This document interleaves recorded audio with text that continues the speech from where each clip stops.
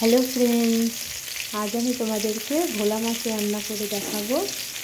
তার জন্য আমি ভালো করে ভোলা মাছটা কেটে দিয়ে পরিষ্কার করে নুন হলুদ মাখিয়ে তেলে ভেজে নিচ্ছি। আর ভোলা মাছটা একটু কড়া করে ভাজতে হবে, নয়তো যাই রান্না হোক না কেন মাছটা ভেঙে যেতে পারে। দেখতে থাকো।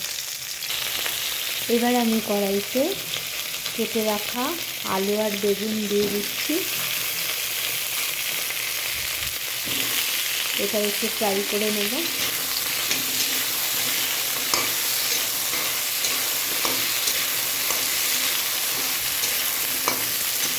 এবার আমি এটাকে ঢাকা দিয়ে দেব। এবার আমি এর মধ্যে কেটে রাখা কুচানো পেঁয়াজ দিয়ে দেব।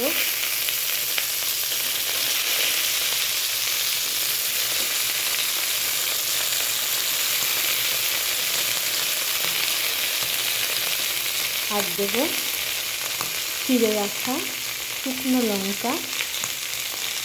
এবার আবার একটু নেড়ে দেব।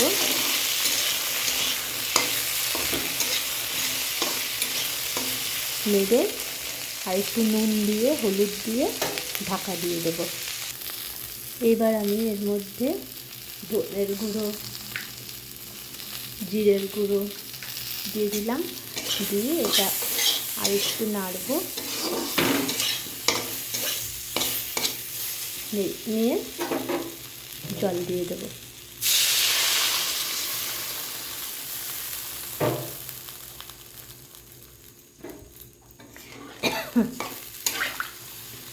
এবার আমি মাছগুলিও এর মধ্যে দিয়ে দেবো।